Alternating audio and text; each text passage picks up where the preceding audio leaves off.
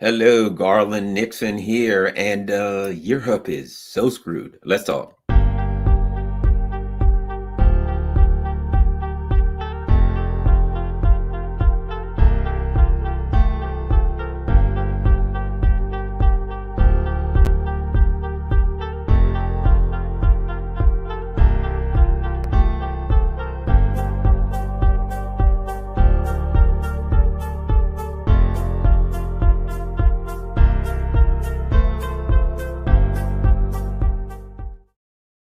All righty, now let's take a look at what's in the news. Let's look at what's in the news. And oh, hey, they said that the Russian sanctions wasn't working. The Russian sanctions weren't producing anything. I think the neocons are grinning, man. They are happy. The first victim goes down. Man down, man down. German economy in recession after high prices take toll. Now there's going to be a little bit of PR in here. Germany has entered a recession. Revised officials' figures have revealed after high prices took a toll on the country's economy. It took a bigger toll on the country's economy than originally estimated. Let's see. Private sector investment grew at the start of the year. This was offset in part by a drop off in consumer spending as higher prices forced households to rein in. It's almost like something happened. It's almost like, I don't know, they were getting something really cheap, and then I don't know, something blew up, and now they're screwed. Imagine that. Well, let's talk about what we're looking at here, and that is, I think all of us knew that this was inevitable. That the results of the not of the let me put it to you like this. I was about to say the results of the conflict in Ukraine, but I'm not going. I'll put it a different way. You know, it's when I talk to kids, when I talk to young people, I try to teach them something, and that is, it's not what happens to you in your life that determines your path, that determines the outcome. It is your reaction to what happens to you. There are people in the grave right now because somebody said something to them. And instead of walking away, they said, "Oh yeah, who do you think you're talking to?" And they got stabbed or shot or killed, or some kind of violent something happened. Somebody came back and took them out because they couldn't keep their mouth shut, because they couldn't maintain their cool. There are people who are dead, who are injured, who went to work and their boss said something. They're like, "Oh yeah, who do you think you're talking to?" And they got fired and they lost everything. There are so many people in life that suffer because they don't understand that it's not what happens to you in life. It's your reaction to what happened to you that actually determines the outcome, right? Something happens, you react, right? Stimulus response. And here's one of the things that I just so you'll know, I've taught this crap before. And this is the way it works. Stimulus response. And it's very important, I think, here also. And I think it's going to apply here also. It may sound like a motivational talk, but it definitely applies here. Okay. Stimulus response. Something happens and you immediately respond. Somebody says, "Hey, you're a jerk." And without even thinking about it, "No, you're a jerk." Now there's a fight, you get stabbed, you're dead, injured, whatever, right? Something happens to you and you respond immediately without thinking. Right? Not necessarily a good idea. From the Zen perspective, acting without thinking is fine. It's good. You want to act without thinking with life when you're doing things. But when something happens that's upsetting, you got to take another direction. Here's what I mean. You don't have to say anything. You can just stop. But here's what I mean. Little kids, children and animals, when something happens, they react. I go fishing, right? I get a bite. A lot of times, fishermen know, you can tell what kind of fish it is, right? I'll get a bite, it'll start running. Oh, that's a striper, that's a bluefish, that's a spot, that's a croaker, that's a cobia, whatever it is, based on the way this fish acts, because every one of the fish of that species is going to react in the same way. So you're like, oh, that's a rockfish. Look, he's come to the top and he's going around. Okay.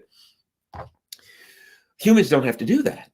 We got another option, right? Here's the option. If things happen and you immediately react, then you are at the whim of chance. If you react well, if you're not there, you screw up, whatever, okay, things can go bad. However, here's the way I like to say: stimulus, immediate response. This happens, you react right afterwards, right? But let's do this. What happens if you divide the distance between your stimulus and the response. Stimulus happens, right? Boom, that happens. Now, animals, stimulus, response, right? But what happens if you do this stimulus? Your response is over here. Freedom of choice. Before you respond to that stimulus, you stop, think, evaluate, and make your best choice, and then you respond. Stimulus, hey, you're a joke, jerk. Boom, I punch you. And now I get shot or stabbed or maybe go to jail, get in trouble, whatever the case may be, right? Lose my job, any kind of thing can happen, right? But what happens if I get a stimulus and I stop and I think about it and I evaluate the best course of action based on what's in my best interest and then I act? I'm going to get a better outcome, right? So in reality, when you think about stimulus and response, right? Stimulus, response, the further you distance them away, the better tack that your life takes, the better outcomes that you get. Because instead of something happening and you immediately responding, you get a chance to think about it first and you can calm down and you can say, yeah, I want to hit this guy, but I get in trouble. I could lose my job. Any terrible thing could happen. No, no, no, no, no. And somebody says, well, I don't care if he shoots me and kills me. He shoots you and he misses and he kills your child, your friend, your brother, your mother, your best friend, right? You can't control that outcome. Bullets don't have eyes. So any kind of thing can happen. So stimulus, think about it, right? In between, and then respond.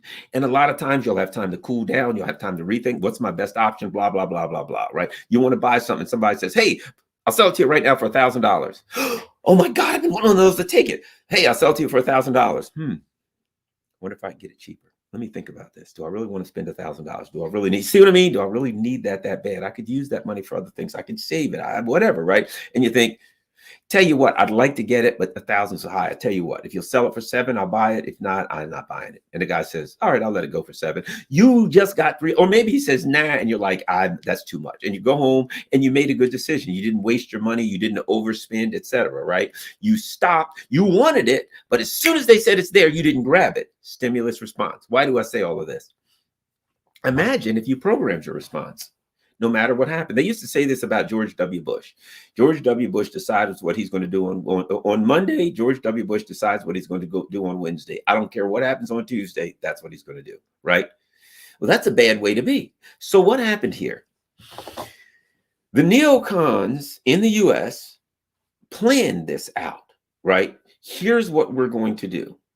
We're going to do X, then the Russians are going to do Y, the outcome will be Z. We're going to do this, then that's going to happen. As a result, X is Y is going to happen, and it will all work out in our best interest, right? So we're all ready. We got this, our war all ready to go. We're going to start this war. And here's where we get to Germany and Europe. We're going to start this war. And as soon as the war gets started, we will have our excuse for sanctions, and we will sanction the bloody crap out of Russia, at which time their economy will fall, at which time we will go in, then the people will go grab Vladimir Putin, drag him out the Red Square. He'll get the Muammar Gaddafi treatment. He'll stand back and say, we came, we saw, he died, and what do you know? And then we'll call Europe. We'll say, we're going to go in like we always do when we overthrow a country, and we're going to divvy up the spoils of war. We'll take the oil fields, the gas fields, the gold, blah, blah, blah, blah, blah. You guys can have like the timber or something. Get the hell away. The Russians don't really, I mean, you know what it was going to be like? Here's what it was going to be like. It was going to be like a kill in the wild, right? So the lions kill an antelope, they eat the loins and the best part, then they leave. The hyenas come in and they get the second best part, and whoever comes in last, the birds, they get the worst of it, right? Why? Because the big dog is going to take the biggest piece of meat. The big dog is always going to get the biggest piece of chicken at the meal, right? So that was their plan. It was a great plan in a way. As long as it remained a plan, it was a good plan. As long as you just kept it on the drawing board, it was a fantastic plan, as plans go. The problem is, once you begin to transfer a plan from your mind to the drawing board to the real world, that's when you realize anything can happen. That's why people who train martial arts, they understand that fighting, that people's self-defense, that fighting is different on the street. You can train all this kind of stuff you want to, but you didn't realize there was another person behind you. You're ready to fight this guy, somebody in the back of the head bops you in the head, you're out, you're done, right? So you understand that in the real world, circumstances don't always work the way you want. The problem with neocons is they're ideologues, and ideologues don't get that. Right. So what happened? And the people who are running Germany, France, etc., these people are all ideologues. So what happens? So the good news is they got what they want. The bad news is they got what they want. So they get this tiger by the tail. We got Russia now. Woo hoo hoo hoo hoo. The Ukraine war started, and now we're going to take Russia apart. And they make their big move, and Russia doesn't fall. They miscalculated. They missed some things. And to be quite honest, you know what the big thing they missed? The big thing they missed. And you know what? I'm going to put it like this. Their plan, to be quite frank, their plan may have worked. Now, the people weren't just going to overthrow Putin, but their plan to destroy Russia's economy may have worked. Now, it would have got them nuked. Don't get me wrong. If Russia was going to fall before Russia fell, it would push the damn button. So even if they won, they would have lost. But bottom line is they almost got what they wanted, and they would have got what they had coming to them, and all as we all would if they'd have got what they had wanted. So here's where they miscalculated. Well, they're idiots, but for some reason they convinced themselves that China was not going to join forces with Russia economically. They're saying, and all this is, I'm getting back to Europe, so don't think I'm drifting too far away, because I'm still getting, me, I can be long-winded, but eventually I get to where I'm going. What they didn't really grasp was that and again, arrogance. We're so smart, the people out there will never figure out our devious and intricate plot. So China looked at this thing, and China said, I understand what's going on here. This is the Wolfowitz plan. I understand the Wolfowitz doctrine, that you are going to take out Russia, and then you're going to take out us. And when Russia gets weaker, you're going to take it apart, and you'll get stronger because you'll eat Russia. You'll get stronger, and then we have no chance. So what China realized is this is as much an existential threat to us as it is to China. Now, here's the problem you got. China got nothing but money. That's all they got is money. They got nothing but money. They are not short of, if you would, two things. Russia ain't short of commodities, and China ain't short of money. So basically, China was a financial backstop, right? If you look at what happened, and it benefited China because China needs stuff, and Russia's got stuff. And plenty of it. It helps China because now China can get Russia's stuff, and they can get even more money and more powerful, right? So what happens?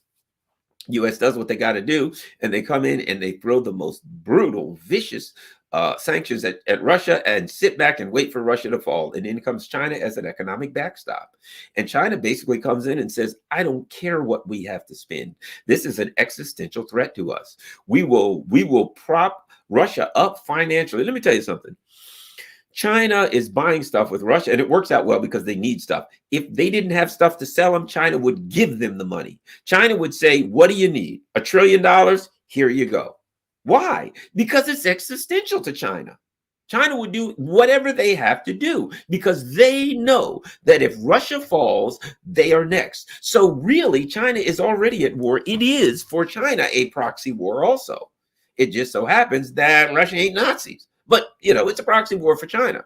So you've got these, basically, right now, it is a kinetic war between the United States and Russia, U.S. empire and Russia via their proxies, right? And the U.S. feels that they can use their capital, that they can use the Western neoliberal, printed, made up, magical capital. I mean, if it's magic, hey, you're never going to run out from their perspective, but they will. But at any rate, so now they're like, look, we're going to take this magical capital. We're going to buy stuff for Ukraine.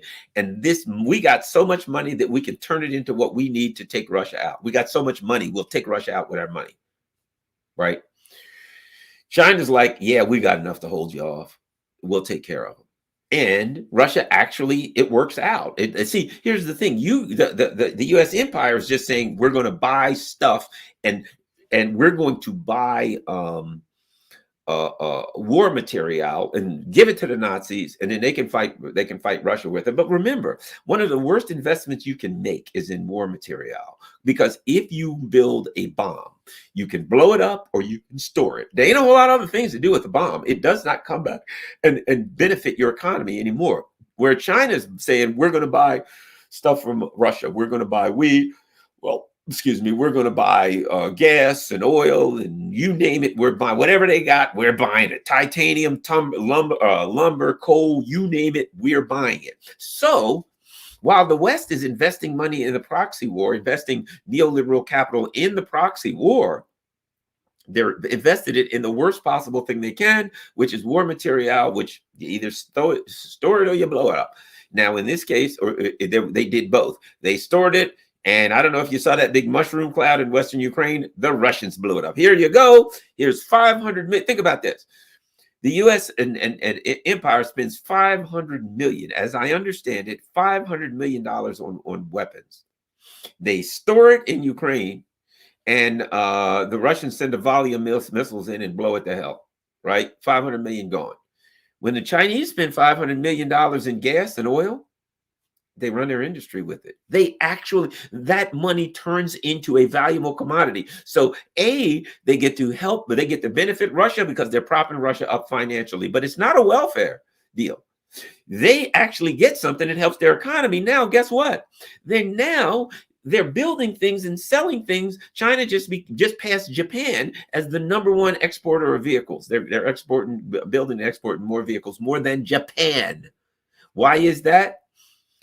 Because the U.S. empire is so busy worried about maintaining hegemony that whole concept of being a great industrial and economic power has gone out the window. In their desperation, you got two choices as a country. You can try to benefit yourselves economically and build your economy and build your industry, or you can try to go around the world and take over the world and grasp some magical, invisible ideological religion of maintaining power over everybody, that 4% of the people, the United States has 4% of the population, and that for some reason that 4% has the right, I say the duty, to dominate the other 96%. I think in hearing me say that, you can quickly understand the absurdity of that premise. Now we move forward. That's one side. We got, as I said, the Eurasian coalition, the China's, the India. What is India doing? India's a financial backstop for Russia. And what are they doing? They're buying gas. They're buying stuff. And now they're trading in rupees. And now Russia has all of these rupees. And my understanding is they're figuring out how they're going to do that. They're buying and selling in rupees. Now they got, billions and billions of dollars worth of rupees. So they got to buy stuff. But meanwhile, India gets to say to Russia, hey, man, you got rupees. And what else can we sell you? So now Russia's looking at India, and they're saying, you got all these rupees. We got to buy something from you, India. And India's like, let's look around. We make this. Maybe we can make something else. How about this, right? These countries, Russia's like, we got more rupees than we know what to do. That's something to be good. We got them. We can't spend them. What are we going to do with them? It's nice to have money. You don't know what you're going to do with it. And India's just rubbing their hands together saying, oh, boy, we make lots of stuff. We'll sell it to you for rupees. So India's happy, and rupees are getting stronger. So there's all this stuff going on. So these countries economically are getting stronger. The Eurasian coalition is looking at growing and getting stronger here, and they're doing it by providing assistance to Russia against the ideologue neocons. Let's now look at the other side, shall we? I've been reading stuff about the EU, about the UK, where like pubs are closing down. They're having trouble getting the sunflower seed or whatever the hell oil they make for fish and chips. You're not going to be able to get a pint or fish and chips. What's the point of going to England? The last time I was in London, the first thing I did after I got settled in, I went over to Piccadilly Circus, whatever the hell it is, and I got me some fish and chips. They're a little greasy, but they were good, right? I had to. I was in London. You got to get fish and chips in London, right? I did stuff in London. want to understand, like, a lot of the places that I went are closed. The pubs that I went to, they're closed. They're closing down or closed. And if I went in, some ungodly price for a pint and some fries or something, they're pricing themselves out of the market, right? Why? Because their focus is not economics. The focus of the U.S. empire is not economics. They're not like, how can we build our industry? How can we get jobs? How can we, boy, things are getting tough. How can we deal with the economic problems we have? They could care less. The Biden administration does not care. Neocons don't give a crap about the people in their country. Neocons don't care about the jobs. They don't care about the healthcare. They don't care about nothing. The people in their country, more often than not, are just an aggravation to them. The biggest thing that the UK right now, German leadership, the US leadership is worried about is censorship. They're like, man, because the people are like, hey, man, we're in a recession. And like Germany, UK is like, yeah, man, but how can we stop you guys from talking and saying things on Twitter that we don't like? I mean, come on. I mean, yeah, food. Okay, you don't have food jobs and things like that. But what's more important, what's critical here is that we monitor social media online, because you might say something that we don't agree with. They don't have their priorities set straight right now. Their priorities are one thing and one thing only. How can we maintain hegemony over a world that has already gone to multipolarity? Already, they're wasting their money. Europe is going to absolute collapse because they're trying to hold on to something that doesn't exist. I'll put it to you like this. Unipolarity means that no one can challenge you. No one would dare challenge you. And if they did dare challenge you, you drop and make an example out of them immediately. The unipolarity, the United States is the hegemon, the only pole in the world. We are in charge of everything. 4% of the world controls the other 96%. They will do what they're told. And the United States then go in and get cheap resources. Isn't it interesting? The United States wanted unipolarity. What an irony here. One of the reasons the U.S. wanted unipolarity is so that we can go to Africa and Latin America, take their lithium, their gold, blah, blah, blah, get oil cheaply from countries in Asia. So we wanted unipolarity so that our corporations go around the world and get cheap stuff and rob poor people blind, right? What the great irony that the United States starts that, and as a result, China and India can get the stuff that we used to go around the world, overthrow countries, coup people, kidnap and murder leaders so we could get their oil or bananas or cacao or whatever it was we wanted. What an irony.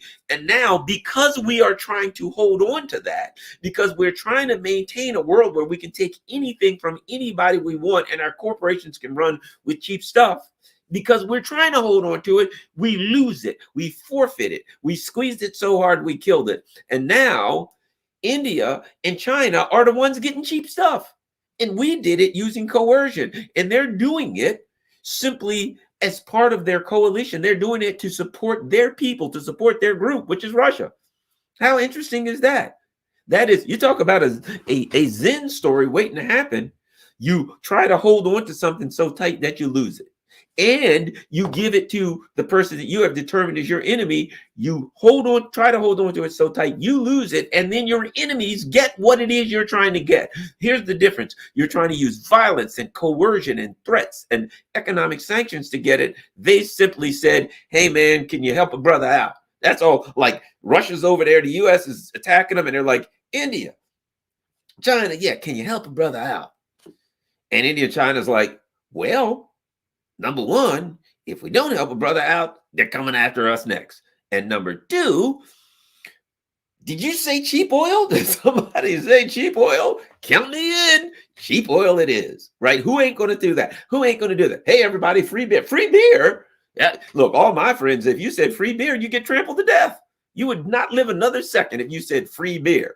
Right? They'd be running over you, diving into the beer, like splashing in it like it was a swimming pool. Right, which tells you what kind of scumbags I hang around. But no, they're great people. But free beer would go over real big with the football. The guys my friends that like football and stuff like that. They're old school kind of guys. They're not the running around. Trust me, none of my friends are confused about their pronouns and their gender. Okay, they're pretty much running around with John Deere hats on and stuff like that. So anyway, I digress. So what happens? Things start to turn inside out. Russia is now doing quite well. China's doing well. India's doing fine. I ain't saying that they're setting the world on fire, but in light of the direction that the Western economy is having, they ain't doing all that bad. And they're in the process of building something, right? They've got a corporation that, like of this big company, like somebody started a company and they're building them. They got a, I said corporation, but they got a group.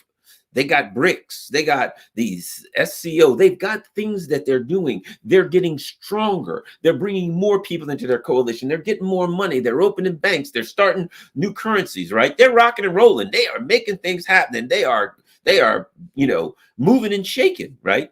And the U.S. and its idiot vassals are flushing themselves down the toilet. So ultimately, we look at it and we say, what's up with Europe? Well, you got two things. I'll put it to you like this, too. When I always get to this, when I use a word is a symbol. The question is, what do I mean when I use that word? When they try to trap a politician, they'll say, what is the definition of a woman? What is a woman? Because they want to do the woke stuff on the politician and say, oh, a woman is anybody who says they're a woman, whatever, right? And they want to have that discussion. And if somebody were asking me, Garland, what is a woman? I'd say it's a noun. That's all it is. It's a noun.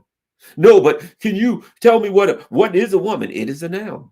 It's a word. It's a what? WOMAN. Do you want me to get into etymology, the woe of man, or something like that? I don't know, but I can look it up online. But I'm telling you, it's a freaking noun. That's all it really is. Right? So the question is, well, then they'd have to get into this. When you use the word woman, what do you mean? And I'd have to say, well, there could be 10 different people. When they use the word woman, they could mean different things. It depends. So why is it so important what I mean? Why is it so important to ask me what I mean when I use? So I could dance, but I've already taken it away from that argument about a woman is whoever says they're a woman or whoever's not, or a woman is just a word. And when we use that word, what are we talking about? I said all of this to say this. When I say Europe is screwed, when I say Germany is screwed, when I say, oh, they're idiots or whatever, who am I talking about? I ain't talking about the everyday working class. Keep in mind something. And, people say, okay, Garland claims he's a lefty. I don't get that. Here, when I'm say I'm a lefty, what I mean is this. This is my version of lefty. It doesn't have to do with which pronoun you use. Doesn't have to do with any of that stuff. Here's what my version of leftiness has to do with based on my history. So I said my dad was a longshoreman. He wore a hard hat. He was in a union. He made a decent living, right? So when I say use a word to talk about Europe or whatever, keep in mind, always remember this. I see politics through the lens of economic class. That's how I see it. Whether I'm looking at Europe, the US, the world, Russia, China, anywhere. I see the world, I evaluate the world through the lens of the poor, the working class, the upper middle class, the upper class, and then, you go all the way up to the oligarchs. But economic class, that's how I divide it. So when I say Europe, I don't necessarily, depends on the context of what I'm saying, but oftentimes what I'm talking about is the ruling elite. Because, and I tell you why it's important for me to view politics through the lens of economic class, particularly now when we talk about Europe. Because as Germany craters and the rest of Europe is right behind it, the issue is the working class, because they're working class or working poor, middle class people who may say, hey, Garland, how dare you to say this? I know it's wrong. We're not a bunch of idiots. I ain't talking about you. You are not the idiots. You are victims of the idiots. Well, I see the world through, when I see the average working class schmuck, they're victims of the idiots. Even if I go to Germany and some poor schmuck is running around, some poor guy is running around and he works, for BASF factory and he's got a blue and yellow flag. Yeah, down with Putin. Ooh, he's going along with it. I look at him as a victim. He's been took. He's been lied to. He's been fed a bill of goods that's phony. He's been told that somehow it'll benefit him if they do what needs to be done for the U.S. to go on this worthless journey to try to crusade, shall I say, to try to hold on to unipolarity when it's already gone. So that poor sucker who's going to lose his job because of this is only walking around waving that blue and yellow flag because he has been told repeatedly that's what you're supposed to do. He's watched TV and they said, hey, here's your blue and yellow flag. Make sure you wave it. There you go. And say something like, down with Putin, he's evil. Zelensky's a good guy. Azov Nazis, Nazis ain't all that bad. Don't use the N-word. And by the N-word, we mean Nazi, right? So he's been propagandized to a point where his mind is a bag of mashed potatoes. He doesn't know. So to me, that working stiff wants to go to work. He wants to make a living. He wants to feed his family, whatever the case may be. But he's been lied into believing that if he goes along with the neocons in Washington, that somehow you know what it is? Let me say this. It's not even that he believes that it'll benefit him. That ain't it's sad, but when they lie to us, they don't even say, hey, guys, it'll benefit you. They just like, in the long run, the Russians are coming to get you. And if you really think about it, the Russians ain't coming to get you. But what they say, and this is really insidious, the way they influence the putts on the street is by saying, you are part of a moral crusade. In this universe, the universe is simply a fight between pure good and pure evil. And Putin is pure evil, and we're fighting him. Do you know what that means? Does it mean we're pure good? Yes, it does, you poor putts. So that's what he's been lied into believing. Not that somehow he's going to get economic benefit. In fact, if you think about it, they had to lie him into believing the opposite. They had to lie him into believing that he's on a crusade against evil. And therefore, and this is where it really gets sad, he must make these critical and important sacrifices. You see, my friend, Mr. Putz, according to the neocons, you're part of a crusade against pure evil. And we got to make sacrifices when we're fighting evil, man. I mean, that's evil over there. And evil must be stopped. And we all got to come together. Doesn't it feel good? Think of how unimportant you feel in your life. Think of how worthless you feel. You got a job that you hate. You go to work, a worthless neoliberal job doing the same thing over and over. And it's not that much fun.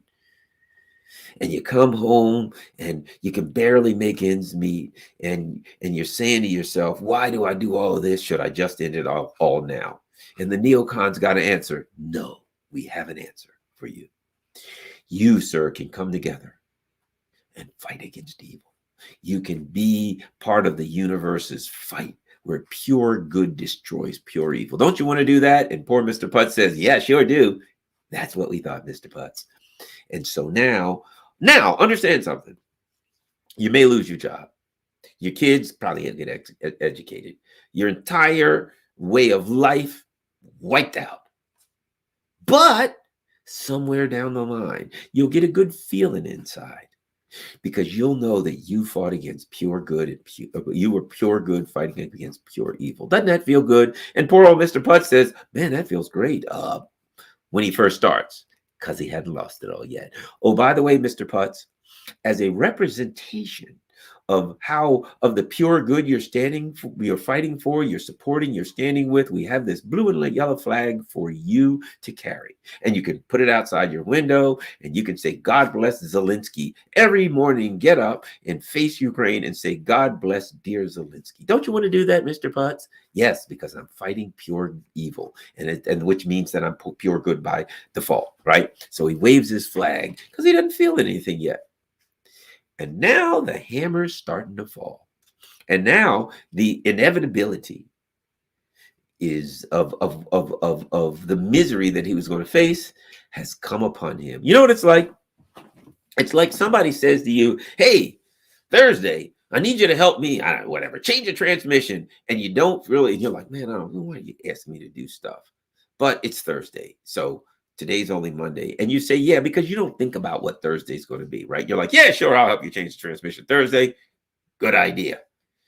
And then Thursday morning gets there and you're like, oh, sweet heavenly Jesus, did I tell that guy that I don't want to change the transmission? It's nasty. I'm going to get grease all over me. I don't know how to work on transmission. Why did I say that? Because at the time, the reality of what you were going to face Thursday, laying under 1987 Ford pickup, smashing your fingers on bolts, grease flying in your face, animals, bug crawling all over you, that hadn't come to fruition. Now it has, and now you feel it, and now you're laying under the truck, and you're thinking to yourself, Lord, take me now. I hope we just take the bus. Which way is this transmission going to fall? You better move, because it's going to fall right down there. That transmission weighs 500 pounds. You put your head right there. Please, I want the transmission to fall right on my head and kill me. I can't take this any longer, right? Because you didn't stop to think. When you said that, you didn't think about Thursday was going to get here, right? Well, at the time, they're like, here's my blue and yellow flag I'm waving, and I'll put up with whatever I got to put up with because we got to stop Putin. It's Thursday in Germany. That's all I'm saying. It's Thursday in Germany. Metaphorically, it's Thursday. Time to go lay under that old Ford pickup and change the transmission. And you know what? The people in Germany ain't going to like that. It's cold under there. It's rough. It's nasty. It's oily. Your hands are getting dirty. Ew. Who wants to do that? It's Thursday in Germany. And time to pay the piper. And now, all of that is coming. Now, keep in mind something. I will say this. At least the UK is smart enough not to tell the truth. The UK is, God knows, it's an economic hellhole, right? I have lots of friends there. It ain't pretty, right? But they got enough sense not to tell the truth. Hey, how's our economy going? Oh, just fine. Okay. You care? You in recession? Recession? Who? What? No, not us. Everything's fine here. We're good. Got it made. Everything's going well. We closed a pub every now and then, maybe, running a little short of oil to cook our fish and chips, but we're going to make it.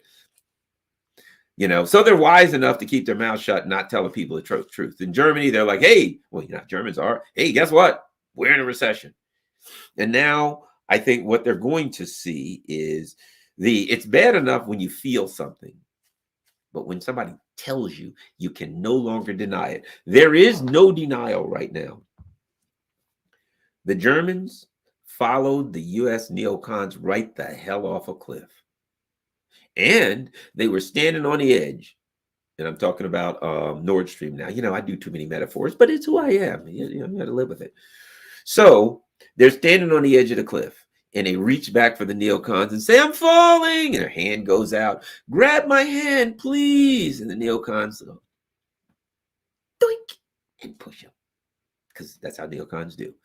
Just when they thought, hey, but if things work out, we got to back up. We got Nord Stream 2. And the neocons are like, yeah, okay, how's that going to work out? They blew up the pipeline. So now Germany has lost their entire industrial model was built on what? Their entire industrial model was built on cheap Russian oil, cheap Russian energy. Now, back in 2016, they should have took a hint because way back then, Condoleezza Rice said back then, yeah, basically, I mean, she came out and said it, yes, we want them to get off this Russian energy and Russian oil. At some point, they're going to have to do it. In other words, you better enjoy that economy you got now because it's got to die. That's the neocons. Back in 2016, while people were in the streets of Paris and sitting at outdoor cafes, having wine and grapes and fruit, whatever the hell, cheese, whatever they eat on the streets of Paris, used to eat, thinking this ain't a bad life. I think it's going to be this way a while. The neocons were plotting on them. They're like, yeah, wow, until we get our mitts on your economy, then you're done. And now, sadly for Europe, them days are gone and they ain't coming back. I got a book. Where's my book? Ooh. I got to step away. Something you're not supposed to do during YouTube, but I'm doing it. Watch this. It's important. Forgive me, brethren. But I got to get this book. I got to get this book. Oh my gosh, I got to get this book. Why? Boom, boom, boom. Ally versus Ally. America, Europe, and the Siberian Pipeline Crisis by Anthony J. Blinken. It was written in 1987. And oh gosh, if I can only find, I highlighted a couple of the things in here. And one of the things, if I can find it, which maybe I can't, hey, you think maybe I should have looked to find it before the stinking, before I got it right here. Here's what they say. The Europeans' view on trade relations with the USSR owes much to the geographic proximity to that country and their role as a natural economic complement to the East. One of the things that Tony Blinken said in his book in 1987 is the Europeans view trade relations with the Russians based on economic benefit, but we don't. We look at it geostrategically, right? Listen to this. 1987, Tony Blinken writes this. For a number of influential policymakers, the time seemed opportune to engage the Soviet Union in a round of economic warfare. Listen to this. I'm going to read this to you. Regardless of the price that might have to be paid by the economies of Western Europe and the American business community, which would be excluded from the Soviet bloc markets, right? So what they say, what Blinken's saying here is that the way we view this damn thing, if you read this book, is we looked at European trade with Russia from the perspective of how does it hurt our ability to weaken Russia? That's always been the plan. And back then it's the USSR. And at the same time, how can we use it to ensure that we have control? Because one of the things they talk about is they have having control of Europe. So if Europe works too much with Russia, Russia and Europe come closer together, the US loses control of Europe and can no longer weaken Russia. That's what they've been doing all along. So guess what? They got both, right? This was the plan. They're going to get both now. They're going to weaken Russia with full economic sanctions, and they're going to get complete control of Europe. One of the ways they get complete control of Europe is, and remember the discussion was this, Europe, we're getting all this cheap energy. So what did the U.S. say? The U.S. said, yeah, you've got to stop buying energy from Russia. But don't worry about that. Who cares? We got you covered. We'll make sure you get it. The discussion about energy to Russia, energy to Europe with the US was not about the price, right? It was not about maintaining an economic viability. It was saying, how can you get enough to survive? Right. So the fact of the matter is Europe's economy was built on cheap Russian energy. The neocons come in and get rid of that energy and say, don't worry if you get rid of it because we can replace it. And the leaders in Europe are like, yeah, they'll replace it. We don't need the Russians. Again, what they ignored was the reality that it wasn't the energy. They could get energy. It was the cost of the energy that created their economic and industrial advantage. And so get rid of the low cost, you lose the economic and industrial advantage. So the neocons discussion, hey, we'll get you the energy. But the other thing the neocons left out is we're going to charge you 3, 4, 5 times what we charge everybody else. Why? They're price gouging them. So the U.S. is price gouging them. So if you think about Germany, number one, they blew up their damn pipeline. They militarily attacked Germany. Number two, they're price gouging the hell out of Germany by saying, in some instances, for this liquid natural gas, which ain't going to be enough, they're charging them 5 and 7 times the market price. And what does Annalena Baerbock and Schultz and those people say? Thanks. Why? Because they're not Germany. They're not the people I think of. I think of the putz when I think of Germany. The putz with the blue and yellow flag who's been hoodwinked into believing that somehow he's in a battle of good versus evil. And what does Annalena Baerbock care?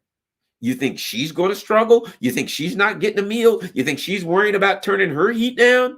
No, these people are wealthy. They are living very, very well. They're traveling around. They got a black car driving them around in a whole procession of vehicles with blue and yellow lights at each end to make sure they're good and healthy and nobody hurts them. Then when they get there, the food's waiting. Everybody's standing to salute and clap. Yay, it's Annalena Baerbock. It's Baerbock, whatever the heck that other guy's name is. It's Schultz. They're living fine. You're working? Yes, screwed. And so what's happening? Okay, let me think about this. Now, okay, Germany's going into recession. Germany ain't going into a recession. Let me put it to you like this. If you look at the Sahara Desert, you're right. Would you look at it and say it's in a temporary state? I mean, theoretically, it is a temporary state of being a desert. If you look at the history, the world, and you look at what happened with the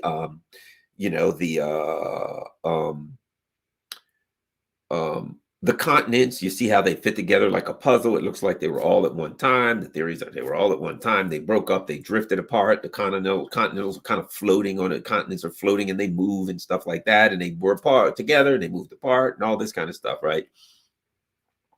So basically, you're like, this desert was once an ocean. And one of these days, it'll be an ocean again. As they move around, as things change, eventually that desert, it's in a temporary state as a desert. Everything in the universe is in a temporary state, right? So you can theoretically look at the Sahara Desert and say, yeah, it's been a desert for, I don't know, I'm throwing a number, 500,000 years. But guess what? In exactly 750,000 years, due to continental drift, it's going to be in the cold area again. So then it's going to be a frozen wasteland, whatever the hell. I don't know, right? But the bottom line is this. At some point, it's going to change. It's in a temporary state, but that temporary state's going to last 700,000 years, right? That's the way I look at Germany. They're in a recession. Germany is not in a recession. That's absurd. If you cut my leg off, that's not a temporary injury. Hey, what happened? Garland got his leg chopped off. An alligator bit his leg off at the knee. Oh, does that mean Garland can't play in the basketball game this Friday? Yes. Maybe he'll play in the one next Friday. No, he ain't playing in one for next Friday because he don't have a leg and that leg ain't coming back. That is a permanent state, effectively, for Garland of being a one-legged basketball player. And the alligator's happy, but Garland ain't. I say this about Germany. Germany is not falling into a recession. Germany has not fallen into a recession. Here's why. A recession implies that it's temporary. The very discussion of a recession implies that it's temporary. That, hey, Germany's they're going to go through a few rough months, but things will turn around. They ain't turning around. This is not a recession. This is a change. You see, if we're honest about this, Germany had a powerful economic engine, 25% of Europe's economy. Europe's economic power was Germany, right? And that powerful industrial engine and banking engine was built on what? Cheap Russian energy. It's gone. And it ain't coming back. When they get finished, you think the Russians are going to forget a bunch of tanks with Nazis all over them back on their border again? You think they're just going to call Germany after it's all over? Hey, Germany, no problem, guys. Hey, things happen, swastikas, Nazis, things like that. Let's just move forward. Oh, no. They're going to call Germany. Hey, we're ready to buy oil now. Hello? Oh, the Russians ain't going to be happy. Well, how much are you paying the Americans? We're paying them 7 times the cost of. All right, we'll sell them to you for 6.9 times the market cost, right? So I will argue that Germany's not going into a recession. Germany is now a fundamentally different economy than it was before. Everything I said is to get to here. All the crap, all the metaphors, all the putzes with blue and yellow flags was to get to one place. Germany ain't in a recession. Germany is a fundamentally different economy than it was. A recession implies that they're going to come out of it. Well, what's happened? Well, we've had negative growth for like 2 or 3 quarters in a row. That implies a recession. Really? Are you ever going to come out of negative growth? We can't get cheap energy, can we? Yeah, no. We're just going to go straight down the toilet. Well, then we're just going to say that Germany is on a direct path to poverty. That's what it's on. This is not a recession. It ain't woo. This is not an up and down graph. This is a cannonball out of the sky. If you throw, let me tell you something about a cannonball. If you throw it off a building, it ain't never going to go up. Only one direction cannonballs go. When you throw them out of a building, it ain't going up. This is not a balloon. This is not a Chinese weather balloon that you can claim you're being attacked by. This is actually a cannonball. And cannonballs go down. And guess what's happening to Germany's economy? Germany's 25% of Europeans of the EU economy. What's happening to 25% of the EU economy? Flushed down the toilet. And what makes it so bad is it's intentional. It's intentional. The neocons just said to Schultz et al., "Hey guys, I want you to trash your economy." And Schultz and these people are like, "Yeah, no problem." And you every now and then they whimper a little bit. Like, you ever have a puppy? You get a puppy, and the puppy, like, you put him in his cage or whatever in a room, and you walk in the other room, and the puppies don't like to be by themselves, right? And they'll whimper a little bit. You walk in the other room, it's weird. Those puppies will make a sound. It sounds like a human. He's like, you're like, oh crap. He's like, all right, I'll get the stinking puppy and bring him in here. He's going to bug me to death, and I feel bad because he's a puppy, right? Who wants to hear a puppy whimper? And puppies know it. Puppies know it. They know you don't want to hear them whimper. And I think deep down inside, when you're not looking, they go, and when you go get them, they kind of snicker, kind of like the old Snidely, what was it? Snidely and Muttley. There was an old cartoon, and the dog would always go, right? I think puppies laugh at us when we turn our back, and they say, ha, ha, ha, that human, I can control him. All I got to whimper a little bit, and he'll come get me. Hey, idiot. Bring me some milk. And you're like, hey, I think the puppy needs some milk. What do you think, dear? Puppy needs some milk. I'll get him some milk. Puppies understand. They're in control. But I digress. So we get back to Europe, and what do we have? All Schultz does is a puppy whimper. That's the most that's the biggest fight he's got in him, right? Hey, guys, Americans, yeah, we're screwed. Shut up. He whimpers a little bit like a puppy. Then they kick him and they tell him go home. He comes to visit Joe Biden. That was the most pathetic thing. He comes to Biden, and Biden basically says, hey, look, we need to come up with a plan together of what happened to Nord Stream 2. I got a plan. I got it from Kamala. I'm making this up, of course. I got it from Kamala. Here's the plan. 6 idiots on a sailboat sail out and take a couple 1,000 pounds of explosive 240 feet to the seafloor and tie it, I guess, to the pipes or something. And Schultz probably went, that story's not going to work. Shut up. Slap the hell out of him. He gets on his plane and he goes back to Germany. And he says, hey, guess what? I got a story for Der Spiegel. What? Would you believe there was 6 idiots on a sailboat? And everybody's like, no, we wouldn't believe that. And of course he whispers, but Joe Biden told me, he told me to die. What am I going to do? Joe Biden told me to say it. What am I going to do? Tell Joe Biden no? I can't do it. So for all intents and purposes, you can laugh me out of this room, but I gotta go with the line, 6 idiots in a sailboat.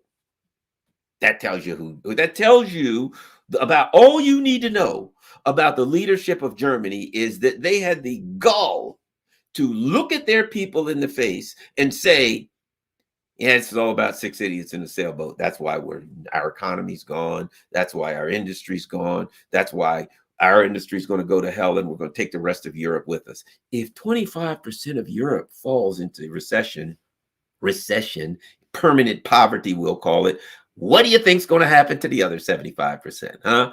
They're tied along the Titanic. Their ass is grass, and Joe Biden's team is the lawnmower. So that's the main thing about Germany. I guess that's the main thing. If you take nothing else from this discussion, zero else, take this. You are wrong to call it a recession.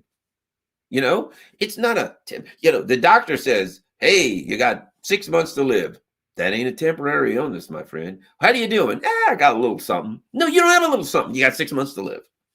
So that, if you're lucky, right? That's where Germany is. Their economy has fundamentally changed, right?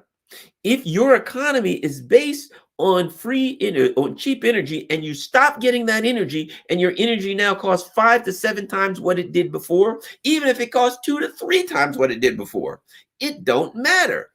You can't have the same economy you had. And if your economy is 25% of the European economy, that's a 25-cent bite.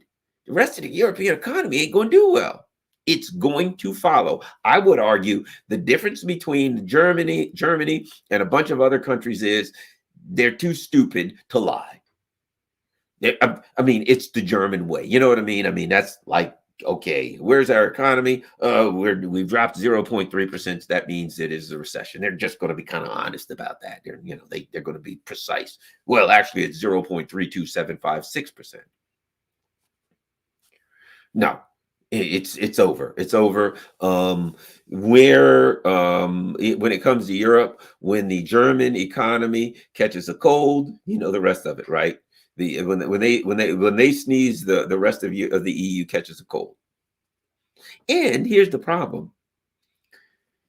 It would be one thing if it was just that Germany's economy, because of something very unique to Germany, was going to hell, and that the rest of the countries in Europe could look around and say, poor Germany. Oh, poor Germany, man, they're going down the tubes. It's a shame you guys went along with the neocons when it came to, and you're paying, umpteen oodle dollars more for your energy, but you're really screwed. It's that they're in the same position.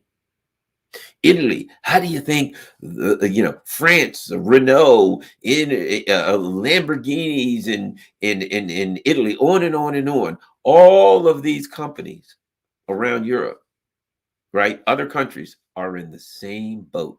So they've got this big market in Germany, 25% of the EU economy, so they can make money off of it. I saw somebody said Obama's third term. You are wrong. You are wrong. Let me do this. And let me tell you why you're wrong. And I'm not. What happened to Tom? I lost Tom. I went to show it, but it's gone.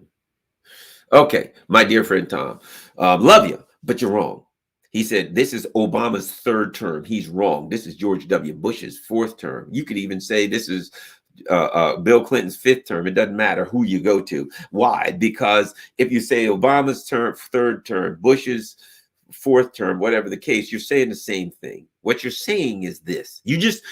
All you've done is you have taken U.S. foreign policy and you put one man's name on it. It doesn't matter if you say George Bush. It doesn't matter if you say Obama. It doesn't matter which name you apply. This is neocon foreign policy. And if Obama wasn't there, just think who he was running against.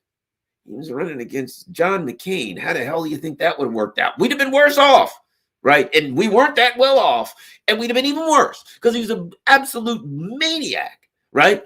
So the reality is this: Obama, McCain, Clinton, Bush. You don't put a name, an individual's name to U.S. foreign policy. This is neocon foreign policy. This is an ideology. This is like a religious crusade.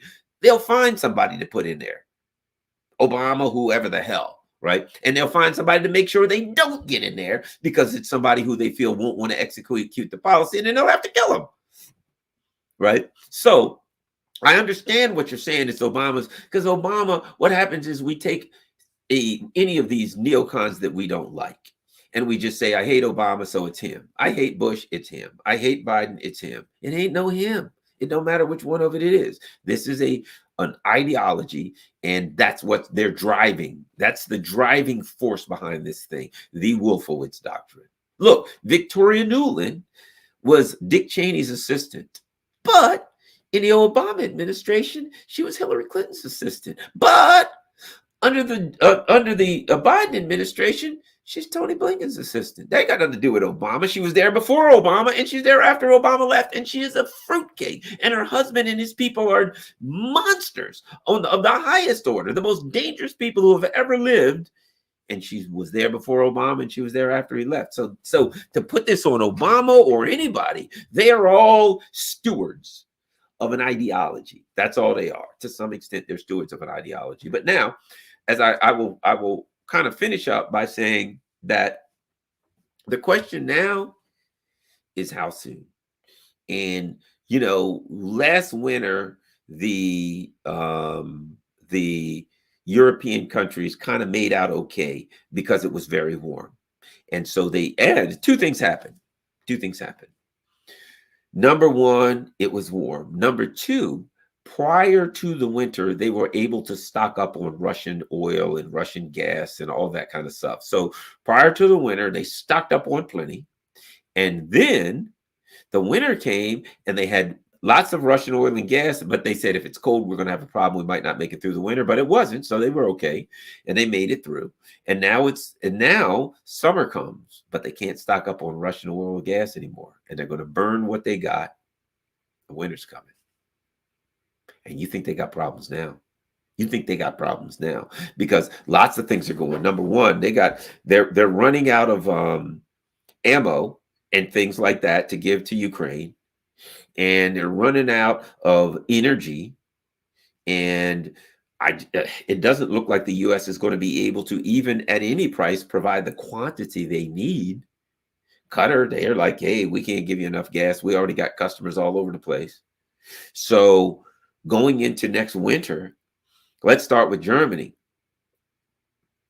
Germany's going to be in a world of hurt because they're going to be in a recession, which implies temporary. They're going to be running short of fuel, and they don't have a pipeline to get more. At some point, man, there's a word I use, collapse. And, how about the bank account? I wonder how the banks are going to make out with the entire continent slipping into recession. How are the banks going to make out? So we're looking at a continent that is heading to economic hell, and they did it to themselves.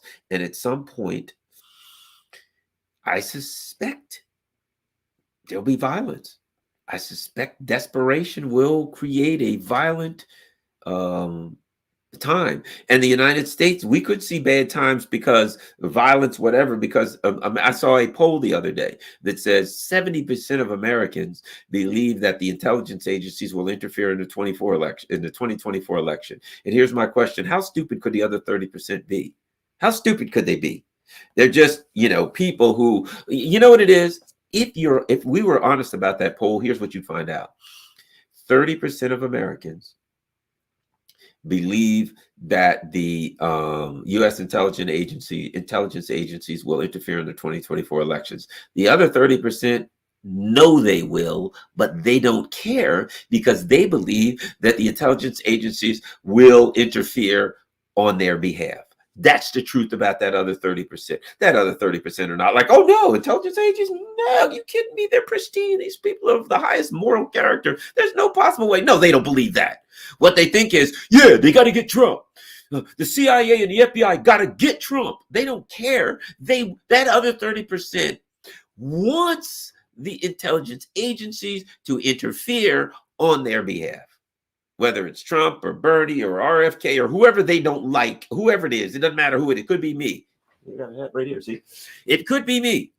But whoever it is, they want them to. That's the problem with the other 30% with that poll. They should have asked that. They should have another poll. Do you believe that the intelligence agencies I'd like to see that poll, of the United States should act to stop any of the presidential candidates? That other 30% will be, what a stupid question. Of course we do. Trump. Or whoever it is else that is running against Biden. If they're running against Biden, they're Russian or Chinese or Venezuelan or I don't know, Cuban, whatever the hell. Stop them. That's where we are. All right. So enough of that. I'm sorry for the bad news for the people of Europe, but it is what it is. Hey, we just live our lives and do the best we can. It's the funny thing. Let me tell you a quick funny story.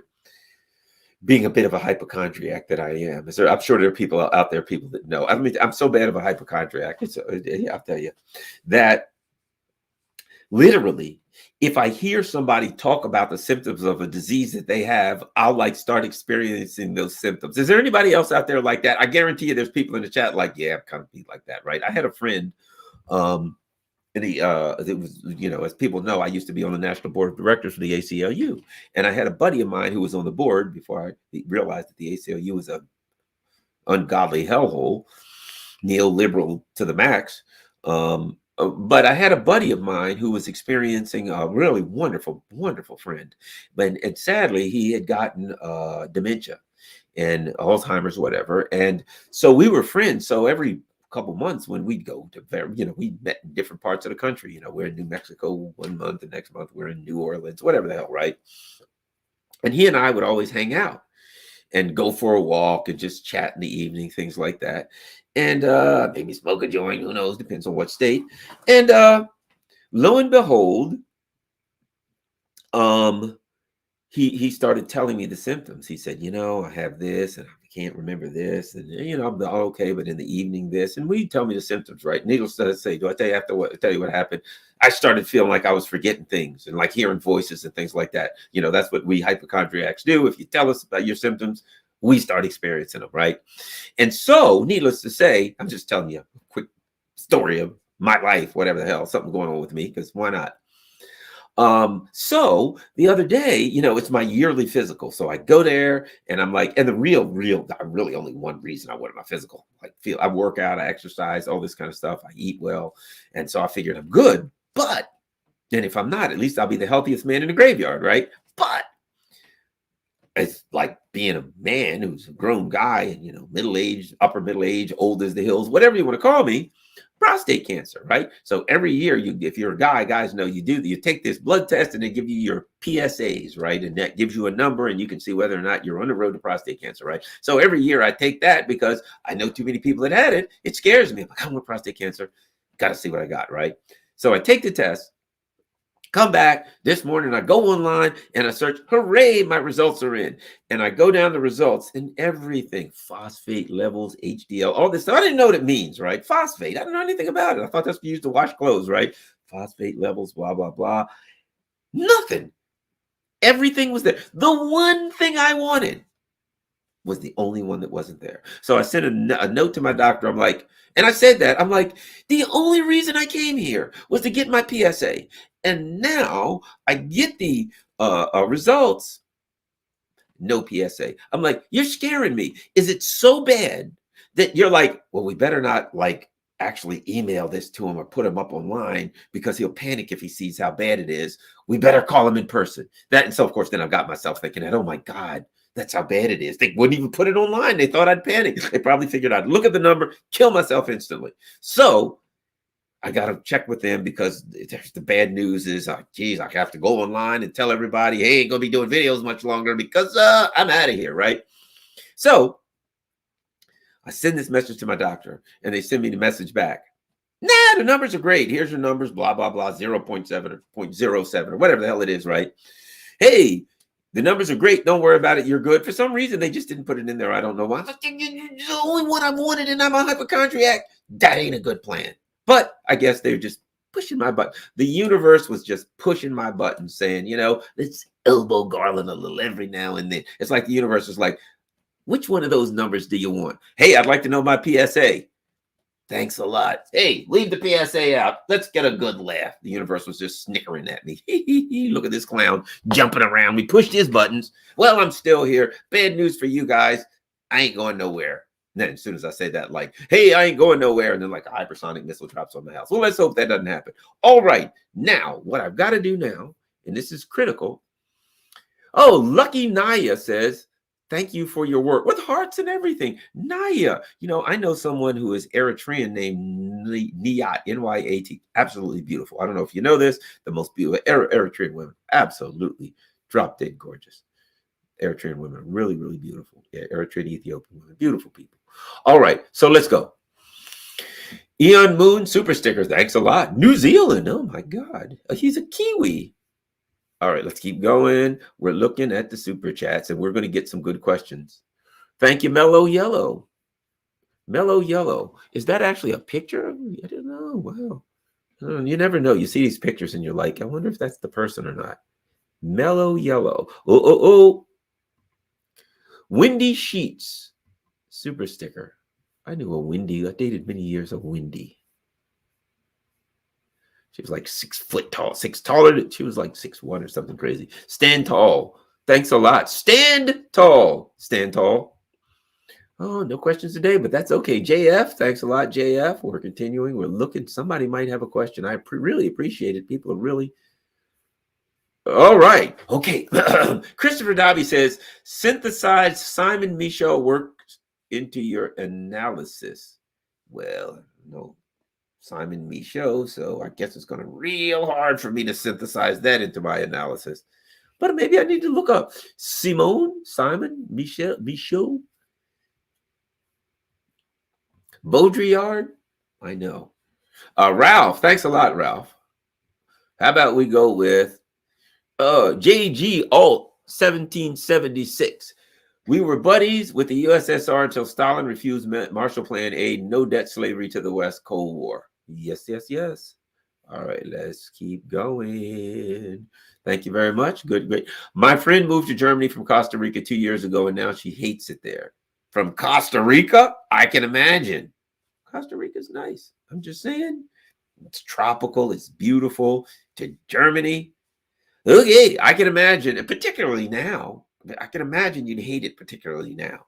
I mean, let's face it, you got no rights in Germany. 0 rights in Germany. If you're to stand up in Germany and say, perhaps this whole Russia thing we're doing isn't, perhaps it isn't the best idea and it isn't the best. Grab him! They're just dive on you. You're going to get beaten unmercifully. They'll lock up your bank account, take you away. You got people literally facing prison in Germany now because they reported what they believe to be accurate. Literally, there's a woman, I think her name is Fip, something like that. She just like goes to Donbass, looks around and writes down what she sees. Hey, there's missiles landing on innocent people. That ain't good. Oh, really? You're going to jail. That's Germany now. We are in 1930s Germany. You have 0 rights in Germany. Nothing. No rights. So if you're in Costa Rica and you move to Germany, you might want to make a U-turn. I'm just saying. Just throwing that out there. A U-turn might be a good move at this point. Your poor dear friend. Charlotte May. Thanks a lot, Charlotte May. Man, the New Zealanders, the Kiwis are in the house. Okay, all right. Here we got something. Valdis Mosley says, Henry Kissinger once said it may be dangerous to America's enemy, but to be America's friend is fatal. Taiwan, are you listening? Oh, Taiwan is so screwed. And I mean, really, that's all I have to say about Taiwan. Really, Taiwan's like looking at what's happening in Ukraine, and they're like, yeah, that'll never happen to us. Oh, gee, pumping weapons into Ukraine and aggravating a superpower next to them and, threatening war and all that. And yeah, they smashed Ukraine to pieces. It's a living hell there and all that. But let's see, what are they doing to us? They're pumping weapons, threatening war, and aggravating a superpower right next door. The exact same thing they did to Ukraine. They'll all be fine. Ain't gonna work. And the U.S. literally says, hey, if China invades, we'll blow up TSMC. You will destroy your infrastructure. And Taiwan's like, hey, thanks, guys. You're such good friends. If the people in Taiwan can't figure this out, I hate to say this. I know it's wrong. I don't even feel positive about this. I feel like this is wrong, like I'm dirty, like I need to wash my mouth out with soap. But I gotta say it. If the people in Taiwan watch what the hell happened in Ukraine and they get blown to smithereens, they got it coming. Now I said it. You can hate me for it. You can say, I'm not going to Garland's channel anymore. He is a friggin' madman. Okay. And you may be right. And you probably shouldn't watch me anymore because I am kind of a friggin' madman. But I'm just saying, nobody deserves to be bombed. I'm being facetious here. I'm not saying they really deserve to be bombed because that means little children and women and men and old people and all that. So I'm saying that to make a point. This is a philosophical discussion at this point. So when I say they got it coming, I'm just saying like the sighing wind government, if they could just send one missile towards them, just like the people that made this decision that said, hey, look, here's what we're going to do. We got a country next door to us that's got 1.4 billion people, nuclear weapons, gigantic navy, missiles pointed all over this island from one end to the next, right? And what they said is, if we declare independence, they're going to blow us to hell. Now, on the other side, we've got this gigantic superpower who said if they blow us to hell, they're going to help them blow us to hell because they're going to blow up our biggest chip factory and God only knows what other. So, if in fact we go down this road, China's going to blow us to hell, and the U.S., who we're stupid enough to think is going to defend us, just like they defended Ukraine, has already told us they're going to blow us to hell. So I'm just saying, it doesn't take, you don't have to take that data and feed it into a supercomputer to figure out that the U.S. is setting you up to be Ukraine 2.0. And I mean, when you're sitting there and you're like, yeah, hey, the U.S. calls and says, here's the plan. It's time for you guys to claim independence. And the Taiwan's like, but if we claim independence, if we say we're independent today, China's going to attack us tomorrow. The U.S. would be like, yeah. And you say that like it's a bad thing? Yeah. But that's not good for us. The U.S. is like, well, you think that's bad? We're going to attack you too. But at any rate, enough of that. We got things to do. We're calling. We got some wars in Africa we got to start. We got some governments we got to overthrow in South America. Go forward. Look, we already got missiles pointed at TSMC. They're all ready to go. We got missiles pointed at your infrastructure. We're going to blow you. Yes, sir. We're going to protect you. They'd be like, that don't sound like protection. Yeah, well, shut up. Didn't we give you lots of money under the table and all these free weapons? Yeah. You knew who we were when you made a deal with us, didn't you? You made a Faustian deal. You knew we were the damn devil when you accepted those weapons, and you took them, didn't we? Didn't you? You knew that when we said, let's go do a tour of the United States, and we all stood around you, you saw what we did to Zelensky, and you saw what happened to Ukraine. You know who we are. Don't play stupid now. Don't play ignorant now. We told you literally that we were going to blow your island up. At the same time, we told you that we were going to protect you. What do you think? What direction do you think we were going here? What did we have to do? Hit you over the head with a mallet? This is your destiny. You are about to be sacrificed at the altar of neocon crusades. Take your medicine. That's I mean, I hate to get off, but that's the destiny for Taiwan. Let's just hope that Taiwan wises up and they don't go in that direction. Because if they do, they're mulch. You think things are working out bad for Germany. Taiwan will be a battlefield between two nuclear superpowers. Ain't nobody walking out of that one alive. Nobody in Taiwan gets out of that one alive. And if they do, what's left of Taiwan won't be left to stand. Where are you going to work? Let's just say the war starts and goes on for 1 week. At the end of that week, the few people who haven't been blown to hell will be crawling out hoping for a scrap somewhere. They'll be literally eating each other because there won't be any food. And everything's blown up. There'll be no jobs. There'll be nothing left. And then U.S. will be like, well, ain't much left to Taiwan. Any countries close to India? India's looking kind of froggy here. Can we pump some weapons? Hey, there's a country right next to India. I think we're going to have to pump weapons into them. They need independence from India. The Kashmir. Kashmir! I had a Kashmir sweater once. Here's what we're going to do. We're going to pump weapons into Kashmir. And I think they need independence from India because India's getting a little too big for their britches. That's the way the neocons think. When they're finished with Ukraine, Taiwan, they're finished with Taiwan, Kashmir, whatever the hell. That's the direction we're going here. All right, let's continue because someone has a question and I have an answer. We're moving on up to the big time. Okay, here we go. Oh, this is a big one. Bernard says the ideology is thus intellectual justification. Correct. The real belief is the same you find in the animal kingdom. It's simply the law of the jungle that's always been applicable to mankind. Might makes right. Well, not really, because you'll never see any animals. You're not going to see a bunch of monkeys say, look, there's bananas in the tree. Yeah, we got to make sure we control all of the bananas so none of the other monkeys are. No, animals are smart enough. The monkeys are going to get enough bananas that they want. and they're going to live off them. They're going to eat them. They're going to eat whatever they need to eat to survive. They ain't going to go out saying, we got to make sure that the rest of the monkeys don't have any food. Hey, we're going to go over to the other monkey area and we're going to take all of their stuff and bring it back. And one monkey is going to have 99% of the bananas, and the rest of them are going to be standing around hungry with no bananas. No, they're a lot. The animal kingdom is far wiser than we are. The neocons are evil lowlifes. Rafael Ligonde.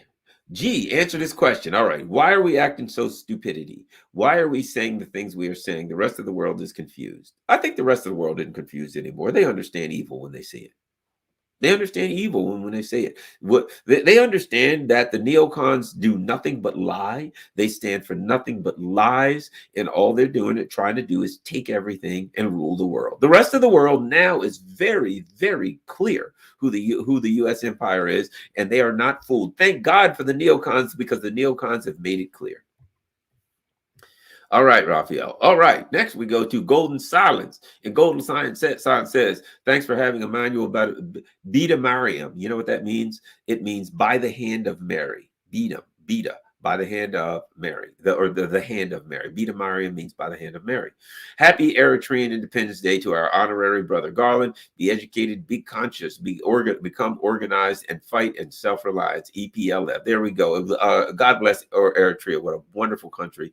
Beautiful people. Like I said, Eritrea, the most beautiful women on earth. But I don't know. Go to South America. The women are beautiful. The women are beautiful everywhere, right? Women are beautiful people. All right. I think that's it. Just on John Mark Dugan's report. Interesting. Well, what was on John Mark Dugan's report? I don't know. All right, guys. Thank you very much. My God, I've been on for an hour and 20 minutes. That's longer than normal. All right. I'm out of here. And I didn't even look for Rockfin. Somebody on Rockfin may have a question. Let's look. Jim Garrison, Nixon continues his streak of being correct. Why, thank you. And you know what? Like I always say on radio, I don't need to be right. I need to be correct. That's why I look for data. And I look for empirical evidence. And ultimately, I tell people, you know what? My opinion is my opinion. And I don't say that it's right, but it's my opinion. But when I have data, I make sure this is empirical evidence. This is data. This I can tell you. This I can show you a article that says it, whatever the case may be. But I don't want to be right. I want to be correct. That's my game. I don't need to argue for rightness. All right. Yeah. Hillary Clinton, not so beautiful. Oh, God. Even you know what? Anytime somebody says Hillary Clinton, this is my response. If you ever saw the, what was it? Young Frankenstein, whatever, they'd say like Frau Bueller or whatever. You'd hear these horses. Whenever somebody says Hillary Clinton, I go, oh, God. Whew. Man, you talk about the devil incarnate. Anyway, thanks a lot, everybody. I will say this, as always, I could get thrown off off of YouTube anytime. And if I am, you can go to rockfin.com and find me, rockfin.com/Garland Nixon. Rockfin is great. It does not have, doesn't cost anything to be a member of Rockfin. They don't show advertisements. It's really good. And it's a free speech platform. That's why that's my alternative platform. It's free speech, which means they don't cut you off, turn anything off, give you strikes for saying the wrong thing. It's great. So make sure you check out Rockfin. And there's a lot of really other great shows on Rockfin. Doesn't cost anything. Become a member of my Rockfin show, Rockfin channel on rockfin.com. Keep in mind something. If you can afford it and if you desire, I would appreciate it if you could sponsor my Rockfin channel. For those who can afford it, it is $14.99 a month. If you sign up for a year, it's like $12. So if you can afford it, become a sponsor for my Rockfin channel. I would certainly appreciate that. Other than that, we got paypal.com and buy me a coffee. A lot of people do buymeacoffee.com because they hate PayPal as being a neoliberal hellhole. Buymeacoffee.com is great. /Garland in H. Stuck an H on the end. I don't know what that's for. And you can do $5. It'll say like, buy me a coffee. Buy Garland a coffee for $5. How many coffees do you want? 1, 2, 3, blah, blah, blah, right? So however many coffees you see is $5 each. And you can do it monthly, just like Patreon. You can just say, hey, from now on, $5, $10, $15, whatever monthly. That's what I want to do for Garland. And in business, they call it RMR, recurring monthly revenue. So you can do that too. So buymeacoffee.com is great. And of course, Cash App is $DC-Radio-man. So anything you can do, I certainly appreciate it. Hey, if you don't have the money, like for instance, you're in Germany, Do the best you can. All right. Feed your family. Thanks a lot, everybody. Have a great night. Peace. I'm out.